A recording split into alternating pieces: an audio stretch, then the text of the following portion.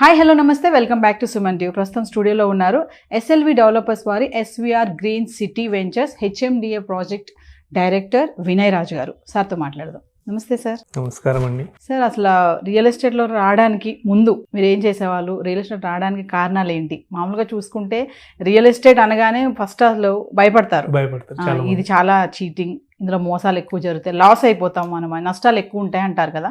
మరి ఎలా వచ్చారు? అంతకుముందు మీరు ఏం చేశారు? బేసికల్లీ టీచింగ్ లో ఉన్నానండి. ఇంతకుముందు ఇంజనీరింగ్ కాలేజ్లో ప్రొఫెసర్గా అండ్ హెడ్ ఆఫ్ ద డిపార్ట్మెంట్గా వర్క్ చేశాను. సో సైమల్టేనియస్గా నేను ఒక ఇన్స్టిట్యూట్గా రన్ చేశాను అనమాట. సో అదే క్రమంలో 2017లో మా ఫ్రెండ్ కూడా రియల్ ఎస్టేట్లో ఉన్నాడు అనమాట. ఎప్పుడు చూసినా సార్ నా ఒకసారి రియల్ ఎస్టేట్ రండి బాగుంటుంది అంటే, నేను కూడా అప్పటికి రియల్ ఎస్టేట్ ఏం చేస్తాం బై, దానికి ప్రాపర్గా సీక్వెన్స్ ఉండదు, ఎట్లా పడితే అలా ఉంటుంది, మోసాలు అంటారు, ఇది అంటారు, అంత కొట్లాటలు అని చెప్పేసి నేను కూడా చాలా రోజులు ఇగ్నోర్ చేశాను అనమాట. యాక్చువల్గా ఆ టైంలో ఏమైందంటే ఒక 6 months నేను అవాయిడ్ చేశాను తనకి, మా వాడిని. సో దాని తర్వాత ఏమైందంటే ఒకసారి సరే వెళ్దాం అని చెప్పేసి ఒక మీటింగ్కి అటెండ్ అయ్యాను అనమాట. సో ప్రజెంట్ కార్పొరేట్ సెక్టర్లో మీటింగ్లో ఒక కంపెనీలో పోయి అటెండ్ అయ్యాను.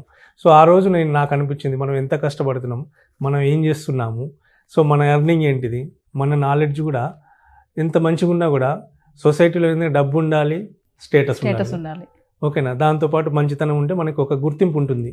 సో ఆ రోజు నేను మీటింగ్ విన్నప్పుడు నాకు అనిపించింది, చేస్తే రియల్ ఎస్టేటే చేయాలన్నట్టు నిర్ణయం చేసుకున్నారనమాట. అప్పటికప్పుడు డెసిషన్ తీసుకొని సో మా ఫ్రెండ్తోనే అసోసియేట్ అయ్యి రియల్ ఎస్టేట్లో 2018 డిసెంబర్లో నేను కార్పొరేట్ సెక్టార్లో స్టార్ట్ చేశాను అనమాట. సో ఇంతకుముందు లోకల్లో అప్పుడప్పుడు ఎవరైనా ప్లాట్స్ కానీ ఫ్లాట్స్ కానీ చెప్తుంటే ఇక నేను అవన్నీ నెగ్లెక్ట్ చేసేటోని, ఓన్లీ టీచింగ్ మీద కాన్సన్ట్రేషన్ పెట్టేటోని అనమాట. సో పిల్లలకి ఎడ్యుకేషన్ చెప్పడము, సో అది నాకు ఒక హ్యాబీ లాగా ఉండేది అనమాట. సో అక్కడ మనం ఎడ్యుకేషన్ ఇచ్చి మనకి భావితరాలకు ఉపయోగపడే ఒక స్టూడెంట్స్ని మనం ఒక తీర్చిదిద్దుతున్నాము. ఇక్కడేమనుకున్నానంటే ఇది ఓకే ఒక పార్ట్, బట్ ఇక్కడ ఎర్నింగ్ అనేది చాలా తక్కువ ఉంది కాబట్టి నెక్స్ట్ టార్గెట్ ఏం చేశానంటే, ఇమ్మీడియట్గా ఈ రియల్ ఎస్టేట్లో వస్తే ఇక్కడ ఫైనాన్షియల్ అడ్వైజర్గా, okay, at the same time ఇక్కడ ఫైనాన్షియల్ నాలెడ్జ్ ఇచ్చామనుకోండి, సో దానివల్ల కస్టమర్స్ కూడా బాగా బెనిఫిట్ ఉంటుంది. సో మనం మంచిగా రీసెర్చ్ గ్రౌండ్ వర్క్ చేసుకొని మనం ఏమైనా చెప్పామనుకోండి, సో ఈరోజు ఒక ప్లాట్ కానీ ఒక ల్యాండ్ కానీ ఏదో ఒకటి ప్రాపర్టీ తీసుకుంటే ఒక 10 yearsలో, ఒక 5 yearsలో, ఒక 15 yearsలో కరోడ్పతి అవ్వచ్చు. సో ఆ థాట్ నాకు స్టార్ట్ అయిందనమాట. సో అందువల్ల నేను 2018లో స్టార్ట్ చేసుకున్నాను. సో అప్పటి నుండి కంటిన్యూస్గా డిఫరెంట్ కార్పొరేట్ సెక్టార్లో వర్క్ చేశాను. ఇంకా ప్రజెంట్ మాకు బ్రదర్ అనమాట. సో ఆ బ్రదర్తో నేను స్టార్ట్ చేశాను అనమాట. SLV developers SVR green city project వచ్చి చౌటుప్పల్లో ఉంది. నేనైతే డైరెక్టర్గా వర్క్ చేస్తున్నాను అనమాట ప్రెసెంట్. సో ప్రీవియస్ మీరు టీచింగ్ ఫీల్డ్ అన్నారు కదా sir, coming to real estate అనేది టోటల్ డిఫరెంట్ కదా ఈ ఫీల్డ్ అనేది. అంటే ఇక్కడ మీరు ఫినాన్షియల్గా అడ్వైజింగ్ ఇస్తాను అని చెప్తున్నారు. మరి చూసుకుంటే రియల్ ఎస్టేట్లో ఏజెంట్ అనేది ముఖ్యమైన పాత్ర కదా. ఏజెంట్ అవుతే మంచిగా డబ్బులు బాగా సంపాదించవచ్చు అని చాలా మనం వీడియోస్ చూస్తూనే ఉన్నాం, న్యూస్లో చూస్తూ ఉంటాం కదా. అంటే రియల్ ఎస్టేట్లో ఏజెంట్ అవ్వాలి అంటే నిజంగా డబ్బులు సంపాదించే అవకాశం ఉంది అంటే ఏం చెప్తారు? 100% ఉందండి. ఎందుకు లేదనుకుంటాం. ఇది యాక్చువల్గా ఏంటంటే మనకి ఇన్వెస్ట్మెంట్ ఇక్కడ పెద్దగా మనం ఇన్వెస్ట్మెంట్ పెట్టాల్సిన పని లేదు, ఓకేనా. ఒక టైము, ఒక మాట, ఓకేనా, ఆ టైం స్పెండ్ చేస్తే మనకి మంచి ఎర్నింగ్స్ ఉంటాయి అన్నమాట. సో దాంతోపాటు ఏంటంటే మనం మాట విధానం అనేది చాలా ఇంపార్టెంట్. సో చాలామంది రియల్ ఎస్టేట్ ఏదైతే అసోసియేట్స్ కానీ ఏజెంట్స్ కానీ ఉంటారు, చాలామంది ఏం చేస్తారంటే సబ్జెక్ట్ నాలెడ్జ్ లేకుండా మార్కెట్లో ఎక్కువ తిరుగుతుంటారు. ఒక 2 months తిరుగుతారు, 3 months తిరుగుతారు.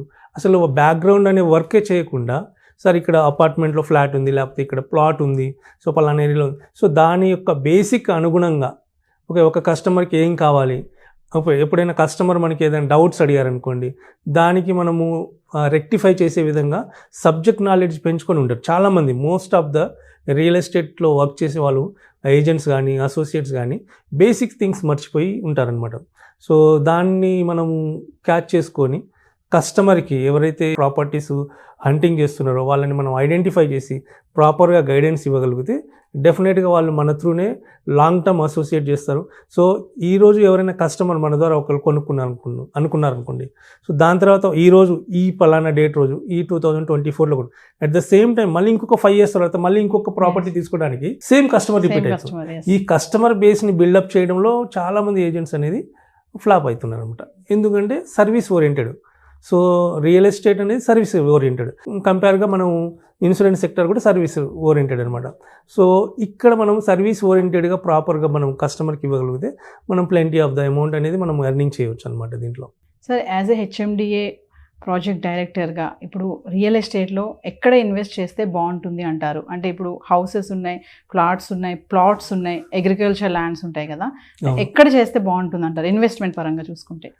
Land it self the biggest investment అనమాట. సో మనం స్టాటిస్టిక్ డేటా తీసుకున్నాం అనుకోండి, సో 1947 నుండి కానీ 1950 నుండి చూసుకున్నా కూడా హైదరాబాద్ అనేది చాలా చిన్నగా ఉండేదన్నమాట. ఓకేనా, ఈరోజు డే బై డే పాపులేషన్ పెరుగుతూ వస్తుంది. సో దానికి తగ్గట్టుగా మనకు టెక్నాలజీ పెరుగుతుంది. సో ఒక 20 years బ్యాక్ మనం చూసుకుంటే ఈవెందో ఇప్పుడు మనం ఈ గచ్చిబౌలి కానీ, ఓకేనా, కోకాపేట కానీ, ఈవెందో ఎల్బీ నగర్ కానీ, ఉప్పల్ కానీ, ఇవన్నీ 20 years బ్యాక్ జీరో లాగా ఉన్నాయండి ఇంతకుముందు. సో నెక్స్ట్ క్రమక్రమంగా పబ్లిక్ పెరుగుతున్నారు, ఒక టెక్నాలజీ పెరుగుతుంది, ఇన్ఫ్రాస్ట్రక్చర్ పెరుగుతుంది. సో దాని మూలంగా ఏంటంటే ల్యాండ్ కొనుక్కుంటే ల్యాండ్ ఇట్ సెల్ఫ్ ఆ డిసిషన్ అనేది చాలా ఇంపార్టెంట్. ల్యాండ్ కొనుక్కుంటే ఆటోమేటిక్గా మనము మంచి స్థాయికి వెళ్ళిపోవచ్చు, ఎక్కడైనా ఇన్వెస్ట్మెంట్ చేయొచ్చు. సో ఇప్పుడు ప్రజెంట్ ట్రెండింగ్ అందరూ వెస్ట్ వెస్ట్ వెస్ట్ అనుకుంటూ ఉన్నారు. సో టిల్ 2023 వరకు కూడా వెస్ట్ సైడ్ బాగా మారుమోగింది. సో మనకు పటాన్ చెరువు, సంగారెడ్డి వరకు, జహీరాబాద్ వరకు మార్కెట్కి వెళ్ళిపోయింది. సో యాజ్ ఏ ఇన్వెస్టర్గా ఆలోచించేటప్పుడు ఏంటంటే సో రీజనబుల్ ప్రైస్లో ఉండాలి. ఓకేనా, కస్టమర్కి రీజనబుల్ ప్రైస్లో ఉంటే అదే 10 yearsలో they will get the maximum benefit పొందుతారు. ఇప్పుడు నేను పటాన్ చెరువు సైడ్ కావాలనుకుంటాను, సంగారెడ్డి కావాలి, సంగారెడ్డిలో సరౌండింగ్స్ ఏరియాలో ఈరోజు మనం ఇన్వెస్ట్మెంట్ చేయాలంటే కనీసం ఒక 20,000 నుండి 25,000 ఇన్వెస్ట్మెంట్ చేయాలి. దాని తర్వాత ఒక 15,000 అలా రేంజ్లో కావాలంటే జహీరాబాద్ లొకాలిటీలో చేయాల్సి వస్తుంది. ఇలా మనము ఇటు సైడ్ కోకాపేట సైడ్, మనము శంకర్పల్లి సైడ్, ఈవెన్ శంకర్పల్లిలో చూసుకున్నా మనకు 40,000 50,000 per square yard ఉంటుందన్నమాట. ఓకేనా, నెక్స్ట్ మనకి మూమిన్పేట, మెహతాబ్ ఖాన్ కూడా ఆ లొకాలిటీలో ఉంటే మీకు 20,000 15,000 ఎబో ఉంది. ఈవెందో ఇటు ఇన్వెస్ట్మెంట్ చేయాలన్నా ఆల్రెడీ మార్కెట్ అనేది హైప్ అయిపోయింది.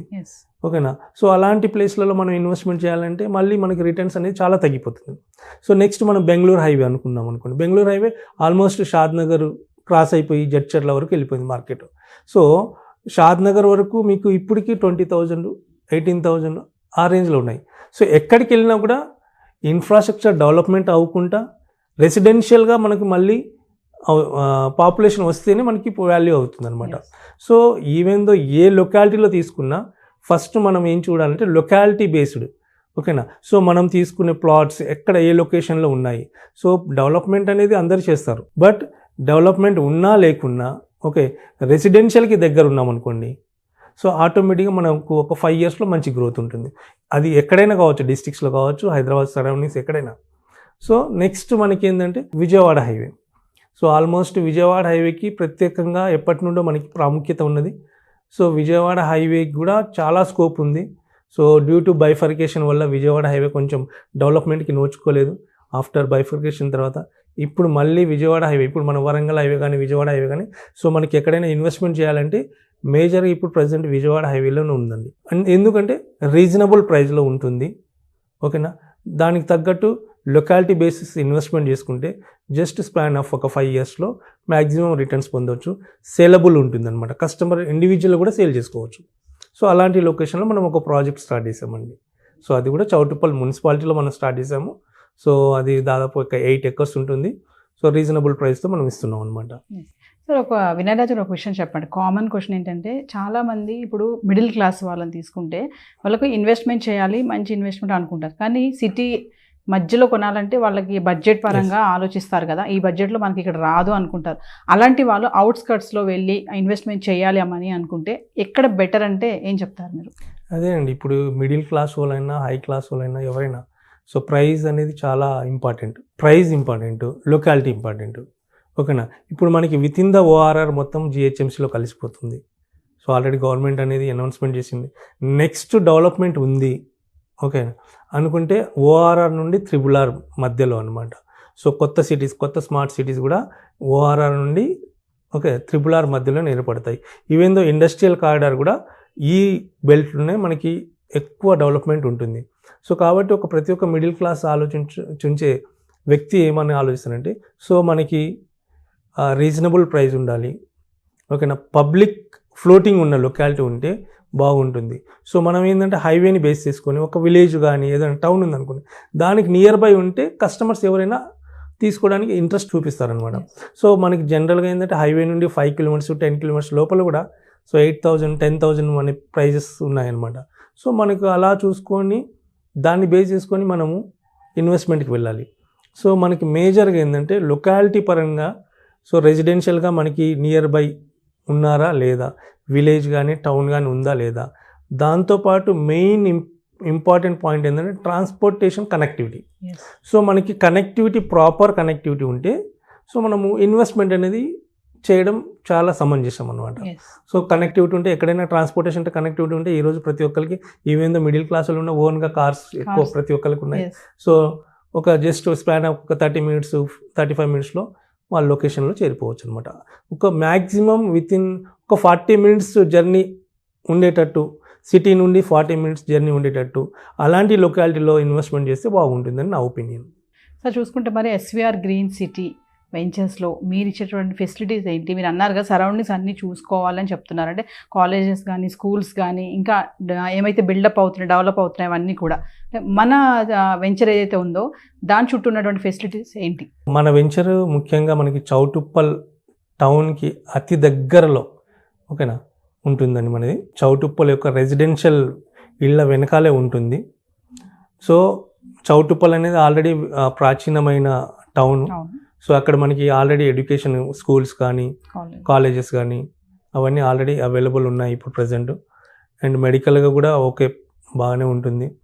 అండ్ ఎంప్లాయ్మెంట్ కూడా చుట్టుపక్కల చౌటుప్పల్ చుట్టుపక్కల కూడా ఎంప్లాయ్మెంట్ కూడా బాగానే ఉంది. సో ఎందుకంటే మనకి దివీస్ ల్యాబ్స్ అని ఇంకా వేరే వేరే కంపెనీస్ డిఫరెంట్ కంపెనీస్ ఉన్నాయి. ఈవెన్ దో మనకి ఇంజనీరింగ్ కాలేజెస్ కానీ అండ్ మెడికల్ కాలేజెస్ కానీ ఓకే చౌటుప్పల్ నుండి మనకి ఓఆర్ఆర్ మధ్యలో సో ఇవన్నీ ఎడ్యుకేషనల్ హబ్ అయితే ఉందండి మనకి. సో దానివల్ల మనకి ఇంకా అడ్వాంటేజ్ ఉంటుంది. సో ఇక్కడ మనం ఎవరైనా ఇన్వెస్ట్మెంట్ చేసినా కూడా సో ట్రాన్స్పోర్టేషన్ కానీ ఎడ్యుకేషనల్స్ కానీ హాస్పిటాలిటీ కానీ చాలా నియర్ బై ఉంటుందండి. కమింగ్ టు ప్రాజెక్ట్స్ చూసుకుంటే ఎలాంటి ప్రాజెక్ట్స్ రెడీ అవుతున్నాయి సార్? సో మనం వచ్చి హెచ్ఎండిఏ ప్రాజెక్ట్ అనేది డెవలప్ చేస్తున్నామండి. దాదాపు 8 ఎకర్స్లో ఉంటుంది. మనకి ఈ హెచ్ఎండిఏ ప్రాజెక్ట్ వచ్చి ప్రపోజ్డ్ 100 ఫీట్ రోడ్కి ఆనుకొని ఉంటుంది. ఫర్ హెచ్ఎండిఏ నామ్స్ ప్రకారం మనం అన్ని డెవలప్మెంట్స్ అనేది మనం ఇస్తున్నామండి. RRRకి దాదాపు 11 జంక్షన్స్ అనేది ఏర్పడుతున్నాయి అన్నమాట. సో దాంట్లో మనకి ఒక 150 ఎకర్స్లో అరౌండ్ 3 కిలోమీటర్స్ వరకు ఓకే ఇంటర్చేంజ్ ఎక్స్చేంజెస్ అనేది డెవలప్ చేస్తున్నారు అనమాట. సో అది స్పెషల్లీ చౌటుప్పల్ లొకాలిటీలో ఒకటి, చౌటుప్పల్లో ఒకటి అండ్ సంగారెడ్డిలో ఒకటి. సో మనకి ఇది ఒక బిగ్గెస్ట్ అడ్వాంటేజ్ అనమాట. సో మన దగ్గర ఏమైనా ఇన్వెస్ట్మెంట్ చేయాలనుకునే వాళ్ళకి కూడా ఇది చాలా అడ్వాంటేజ్. సో 150 ఎకర్స్లో 3 కిలోమీటర్స్ వరకు అనమాట జంక్షన్ అనేది. సో ఈ 11 జంక్షన్స్లలో 2 జంక్షన్స్ అనేది మేజర్గా ఉంటాయి అనమాట. సో కాబట్టి మనకు RRRకి నియర్ బై ఉంటుంది అండ్ 150 ఫీట్ రోడ్కి వెరీ నియర్గా ఉంటుంది. So 150 feet road proposed 150 feet road వచ్చి మనకి దాదాపు ఇక్కడ MSME green industrial corridor park దగ్గర నుండి ఓకే మన వెంచర్ వరకు నియర్ బై వరకు వస్తుందండి 150 feet road. Okay and Choutuppal యొక్క రింగ్ రోడ్ కూడా ఉంటుంది. ఆ రింగ్ రోడ్ కూడా మన ప్రాజెక్ట్ నియర్ బై ఉంటుంది. సార్ ఇంకోటి చూసుకుంటే ఇప్పుడు ఏపీలో గవర్నమెంట్ చేంజ్ అయింది, తెలంగాణలో కూడా గవర్నమెంట్ చేంజ్ అయింది ఆల్మోస్ట్గా. అయితే ఏపీలో చేంజ్ అయిన తర్వాత ఆ ప్రభావం అనేది రియల్ ఎస్టేట్ పై ఉన్నటువంటి మొత్తం బిజినెస్ అంతా కూడా మంచిగా ఫ్లోలో ఉందని చెప్పి టాక్ ఉంది. ఆ యొక్క ప్రభావం మన హైదరాబాద్ రియల్ ఎస్టేట్ మీద కూడా పడింది అంటే ఏం చెప్తారు? పడింది అంటే మనం జనరల్గా ఇదంతా మైండ్ ఫ్లక్చుయేషన్ అవుతుందండి చాలామంది ఇన్వెస్టర్స్కి. సో ఇక్కడ ఏంటంటే ఇప్పుడు ఇక్కడ ఎవరైతే పబ్లిక్ ఆల్రెడీ మనకి ఇక్కడ ఎగ్జిస్టింగ్ పబ్లిక్ వచ్చి అక్కడ ఇన్వెస్ట్మెంట్ చేయడానికి పోవచ్చు, కాకపోతే వాళ్ళ ఫ్యామిలీస్ అక్కడ ఉంటారు కాబట్టి వాళ్ళ బంధువులు కానీ వాళ్ళ రిలేటివ్స్ ఉంటారు కాబట్టి ఎంతో కొంత చాలా లిటిల్ బిట్ ఎఫెక్ట్ అయితే పడుతుంది. బట్ మేజర్ ఎఫెక్ట్ అయితే ఉండదు. ఎందుకంటే సో హైదరాబాద్ ఉన్న భౌగోళిక నైసర్గిక వాతావరణం అనేది సో ప్రతి ఒక్క ఇన్వెస్టర్కి ఆకర్షణంగా ఉంటుంది. సో కాబట్టి హైదరాబాద్ రియల్ ఎస్టేట్ అనేది ఇప్పుడు వన్ ఆఫ్ ద ట్రెండింగ్ అండి ఇప్పుడు ప్రజెంట్. మీరు ఎక్కడ చూసుకున్నా కూడా ఈవెన్ ద బెంగళూరు చూసుకున్నా, ముంబై చూసుకున్నా, ఈవెన్ ద చెన్నై చూసుకున్నా, ఓకేనా, నోయిడా చూసుకున్నా, ఎక్కడ చూసుకున్నా కూడా వాటితో కాంపిటేటివ్ చేసుకుంటే మన హైదరాబాద్ నెక్స్ట్ కమింగ్ డేస్లలో టాప్ 1లో ఉండబోతుంది అనమాట. ఎందుకంటే మనకి ఇక్కడ ఉన్న వాతావరణము ఓకే ఎన్విరాన్మెంట్ అనేది చాలా ఎఫెక్టివ్గా ఉంటుంది. సో దానివల్ల ఇన్వెస్టర్స్ కూడా ఇక్కడ మొగ్గు చూపుతున్నారు అనమాట. ఎప్పటికీ హైదరాబాద్ రియల్ ఎస్టేట్ పడడం అనేది ఉండదు. జనరల్గా ఏ గవర్నమెంట్ చేంజ్ అయినా కూడా ఓకేనా, ఎలాంటి గవర్నమెంట్ ఉన్నా ఎవ్రీ 5 yearsకో ఒకసారి అప్ అండ్ డౌన్ అవుతూనే ఉంటుంది, అది సహజం. దాన్ని దృష్టిలో పెట్టుకొని ఇన్వెస్ట్మెంట్ చేయకపోతే వాళ్ళే నష్టపోతారు. ఓకే, సో బైఫర్గేషన్ అయినా అక్కడ తెలంగాణ గవర్నమెంట్, ఇక్కడ వేరే కాంగ్రెస్ వచ్చినా, అవతల సైడ్ వేరే గవర్నమెంట్ వచ్చినా కూడా, వేరే ఏపీలో వేరే గవర్నమెంట్ ఉన్నా, మన తెలంగాణ ఎస్పెషల్లీ హైదరాబాద్ సరౌండింగ్స్లో డెవలప్మెంట్ అనేది ఆగదండి. ఆటోమేటిక్గా అది పెరుగుతూనే ఉంటుంది, తగ్గే సూచన అయితే లేదు. మీరు చాలామంది కస్టమర్స్ది మెంటాలిటీ చూసే ఉంటారు ఇప్పటి వరకు. ఒక ఇన్వెస్టర్ అవుట్స్కట్స్లో ఇన్వెస్ట్మెంట్ చెయ్యాలంటే అతను చూడాల్సిన ముఖ్యంగా ఏం చూస్తాడు? ఇక్కడ నేను ఇన్వెస్ట్మెంట్ చేయాలి అంటే ఆయన చుట్టుపక్కల చూసేది ఏముంటుంది అసలు? మేజర్గా వచ్చి కనెక్టివిటీ అనేది చూస్తారండి, ప్రాపర్ కనెక్టివిటీ. ఎందుకంటే ఈ రోజుల్లో ఇప్పుడు సపోజ్ ప్రాపర్ కనెక్టివిటీ లేదు, కనీసం 30 feet రోడ్ అనేది 40 feet రోడ్ అనేది యాక్సెసిబుల్ ఉండాలన్నమాట. సో 15 feet 20 feet అనేది ఆల్రెడీ గవర్నమెంట్ కూడా బ్యాన్ చేసేసిండ్రు. So present connectivity, proper connectivity ఉండి ఓకేనా, నియర్ బై ఓకే రెసిడెన్షియల్ ఉండాలి ఓకేనా. సో అలాంటి లొకాలిటీస్ చూస్తుంటారండి ఎక్కువ మంది. ఎందుకంటే నియర్ బై రెసిడెన్షియల్ ఉంటే ఒక 3 yearsలో కూడా ఎవరైనా ఇల్లు కట్టుకోవాలంటే కట్టుకొని ఉండొచ్చు, హౌసెస్ కట్టుకోవాలంటే కట్టుకోవచ్చు అనమాట. సో అలాంటి ఏరియాల్లో ఇన్వెస్ట్మెంట్ చేయాలని చాలామంది కస్టమర్స్ తిరుగుతుంటారు అనమాట. సో అలాంటి వాళ్ళు ఏంటంటే వాళ్ళకి ఇమీడియట్ రిటర్న్స్ అనేది ఉంటాయి, ఒక 5 yearsలోనే మంచి రిటర్న్స్ అనేది పొందుతారనమాట. సో ఫైనల్గా చూసుకుంటే SLV developers SVR green city వెంచర్లోనే మేము ఇన్వెస్ట్మెంట్ చేయాలి అంటే మీరు ఏం చెప్తారు మా వ్యూవర్స్కి? సో మనకి యాజ్ పర్ HMDA నామ్స్ ప్రకారం ఓకే, వెల్ కనెక్టివిటీ ఓకేనా. ఈ కనెక్టివిటీ చౌటుప్పల్ మున్సిపాలిటీలో ఉంటుంది మనది ఓకేనా. అండ్ హైవేకి జస్ట్ 1.5 kilometers డిస్టెన్స్లో ఉంటుంది ఓకేనా. మన ప్రాజెక్ట్ వచ్చి okay 100 feet road facing project ఓకేనా. ఈ 100 feet రోడ్ ఫేసింగ్ ప్రాజెక్ట్ కూడా మనకి లింక్ రోడ్ అనమాట. ఏది RRRకి లింక్ రోడ్డు ఓకేనా. ఈ RRRకి లింక్ రోడ్ అంటే మనకి RRRని లింక్ చేసుకొని సంస్థ నారాయణపూర్ నుండి మునుగోడు నల్లగొండ కనెక్టివిటీ వెళ్తుంది. సో కాబట్టి ఇది మనకి చౌటుప్పల్ బైపాస్ రోడ్ కూడా మనం చెప్పుకోవచ్చు ఒక విధంగా. సో మనకి నల్లగొండ నుండి కానీ మునుగోడు నుండి వచ్చే వాళ్ళకి so direct Vijayawada highway road మీద నుండి వస్తే దాదాపు ఒక 8 kilometers ఎక్కువ అవుతుంది. ఈ రూట్ ఎస్టాబ్లిష్ అయిపోతే వాళ్ళకి ఒక 7-8 kilometers తగ్గిపోతుంది అనమాట.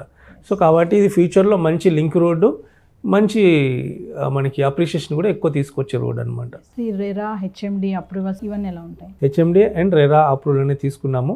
అండ్ మనం 1954 నుండి యాజ్ అండ్ టుడే వరకు లింక్ డాక్యుమెంట్ కూడా మనం ప్రొవైడ్ చేస్తున్నాం అనమాట. So HMDA and RERA approve project ఇది 100%.